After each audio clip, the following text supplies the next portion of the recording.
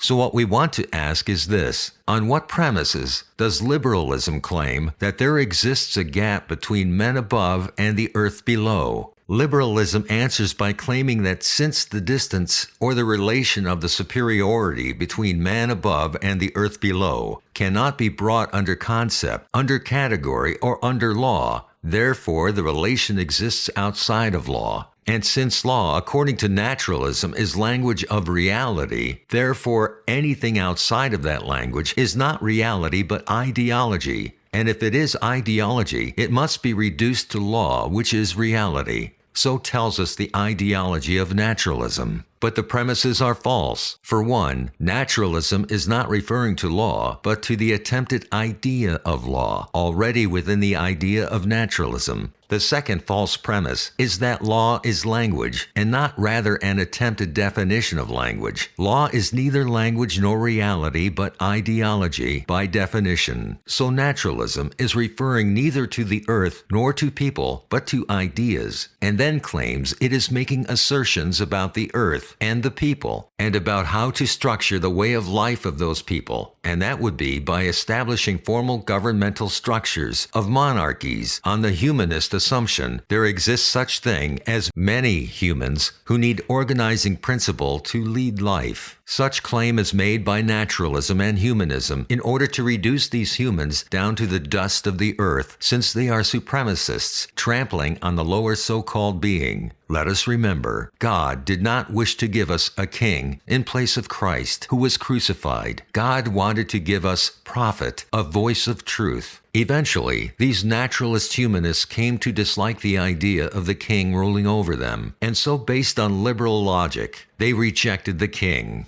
Liberalism is the leveling of all hierarchies, since hierarchies are still way too much evidence of person and of truth and reality. Reality as presenting itself outside of principle, outside of categorizability, classifiability, and law. Hierarchies are evidence of person as opposed to principle, and as such, they negate the self-aware mindset of separation and expose it as ideology and idea rather than reality, being, and person. So, naturalism had coined the baseless term tyrant to signify a person other than one's own, who displays personality as opposed to principles and laws. Within naturalism, tyranny is defined as an act of personality other than one's own. Tyranny and fascism are defined by naturalism in this very way. What is fascism? An act of personality other than my own. The mindset when self-aware does not want to be exposed as mindset, principle, or idea, and will try to defend itself by attacking reality, being, and people God the Creator had created.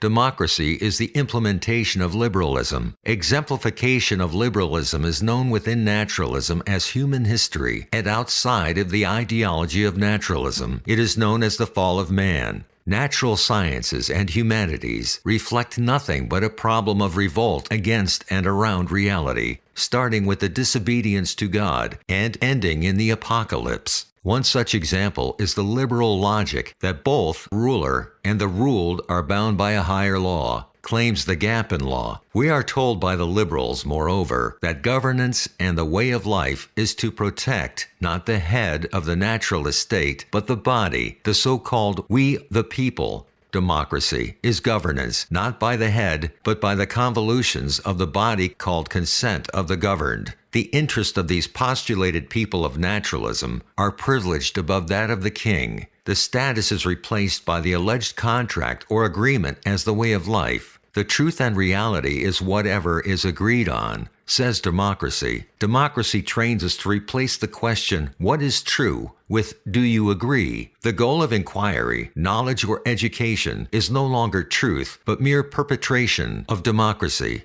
Every cause is justified, not by whether or not it is true or false, but whether or not it is democracy. Democracy, that is the only one consideration of which we can think of as metric of morality. How about this or that is wrong because it is not true that king is equal to his subjects? It is not true that king's aboveness or superiority is my property, right, or law. It is not true that he who is above should justify his superiority and excellence. The extra-naturalist hierarchy of God over man is being now displaced in the name not that of person but principle, the half-baked idea, which is to say, in the name of the so-called equality. Any manifestation of hierarchy within the sinkhole of equality becomes a crime, and he who exhibits it a criminal. Distinctions between identities, which naturalism, now through democracy, is trying so hard to eradicate, are, however, indispensable to life. They are life itself, providing structure and substance.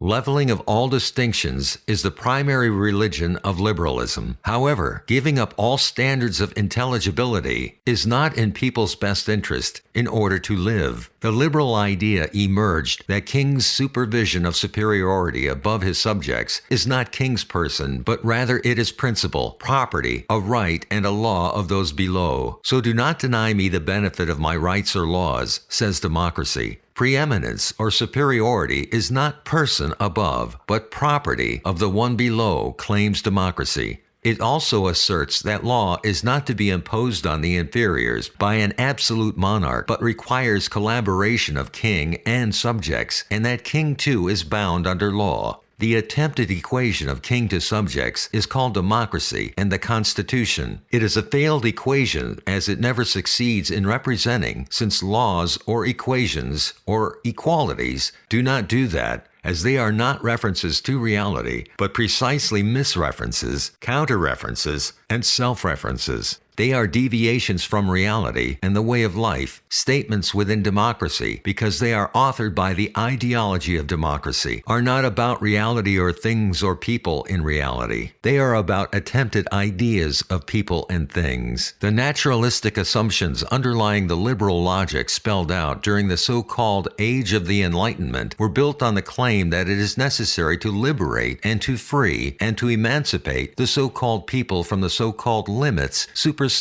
ignorance, and from the extra-naturalist way of referring to reality. The concept of society, or humans, appeared by rejecting the Christian view of man's inherent sinfulness and held that man was basically good, or that evil was non-categorizability or inequality, and it resulted from outside of man, namely from anything and everything but the man, that is, from faulty institutions, bad leadership, or poor education. If then, the unit of reality is the people, so-called, as opposed to God above and His way and will, then the way of life should consist in knowing not what he who is above wants, not what the king wants, but knowing the king, the object of study and reference, but rather knowing thyself, knowing the subject, which is essentially self-reference. As such, the demand is now, we are told, for representative government, as opposed to government representing the will of God above. Self-representative governance, as the way of life, becomes moral ideal under the liberalism of naturalism. Self-actualization movements saturate the language. Further, we are told by humanist liberals that men should not be shaped by God above to conserve their constant identity, but be free to shape their own so-called lives, according of course not to God's, but their own selves, on the premise that it is a limit or slavery to reflect God in His likeness and image in our daily lives. Kings, we are told, without rights and liberties, which are the birthright of the so-called people.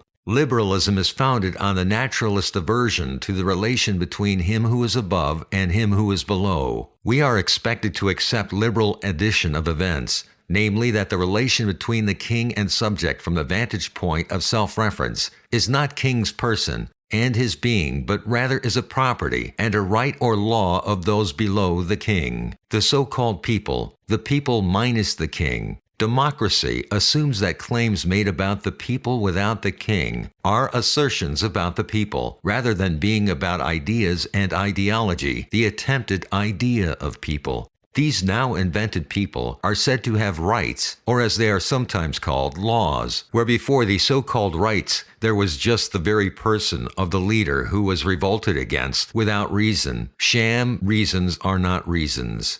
The exercise of these rights, however, does not free or emboldens the people, since people without their author are not a people, but abstractions for legal purposes. So is it true the king is equal to the subjects? No, it is not true. Then on what basis should the king be dethroned other than on the opposite of truth? Is it true that he who is below is equal to him who is above? No, it is not true. Then why do we act and live as if it was true? Why do we walk the lie, expecting betterment of life? The important question on which these liberal claims are based on is this: is it true that the relation between the king and subject is in fact a limit? Is it true that the relation between him who is above and him who is below is a limit, or absence of freedom, slavery and oppression, denial of personhood, property, or right? Is it or is it not? Naturalism, the false language deviating from reality, claims it is a limit. It is a limit, we are told, because the distance between him who is above and him who is below cannot be categorized. And how could it be, since the personal relation between them is not a matter of law, principle, or concept? Such premises we cannot accept, since naturalism's own status is in question. Is naturalism a reference to reality? From outside of naturalism, it is not. Therefore, it is not. Is naturalism language about reality? If it is not, then statements made from the vantage point other than reality are not merely false or even meaningless, but more correctly, they are not even statements, since they lack an author who is a being rather than pseudo-theory in place of a being in time and place. Remember, the naturalist is not a being, but the questioner of being, the doubter in reality, the gap in reality, the hole in reality, the self-awareness in place of reality. Naturalism fails to refer not merely to his primary target, namely the world of the so-called inequalities, also called the world of distinctions or the world of appearance, but fails to refer to the so-called equalities. In other words, naturalism is speaking neither of irregularities nor regularities. Naturalism is not just failing to refer to observations, sight, perspectives, or distinctions, or relations, but it is not even referring to objects that seemingly are categorizable. That is, those objects where the overlap between reality and awareness seems almost perfect, where the fit seems almost perfect, especially to the untrained eye of the naturalist. So it never was a limit, as it was limit only within ideology, within self-reference, within naturalism, within this separation from God. It was only a limit without deviation from reality. The first deviant from reality was Lucifer, who outthought himself into thinking that he is liberating himself, and later liberating men from the relation with God above, on the argument that the relation, namely the spirit of truth, the light of truth, reality and life, is not our very being and soul, but a limit, slavery, supremacy, and oppression. That is the cardinal lie. On these Luciferian assumptions, we graduate from schools. Liberalism then uses that very Luciferian logic to propose democracy as opposed to monarchy. Speaking of which, those monarchies themselves, because they are creatures of naturalism, have flaws, such as being founded on environmentalism and humanism. They are far closer to reality, where life is possible for far longer. Until then, we are stuck with the ideology of democracy and liberalism as the way of life and morality. Here we are facing the theory of liberty, also known as the theory of the right of the people to self-determination, to depose a king, which was not laughed out of the room, but codified into the so-called law. So-called, since authored or completed by incompleteness, namely by the quasi-idea of human being. To the self-aware, self-referential mindset of naturalists, the manifestation of King's person was misread as display, not of his person, but of arbitrariness or tyranny, which we can translate as uncategorizability. Anything whatsoever which self-awareness is not able to categorize or bring under concept, principle, or law it regards as something other than reality. That is the standard naturalist song. Liberalism is the process of cutting the relation with God above. One of the gifts of liberalism to posterity was the idea that just as we must reject the authors of words in order to communicate, so by the same logic of limitation, we must likewise reject the king, the aristocracy, the clergy, and every other instance of hierarchy, distinctions, honorific statuses, special nominations, awards, or privileges, all of which were to be replaced by the so-called work or merit by performance of libertarians who defend this position to this day.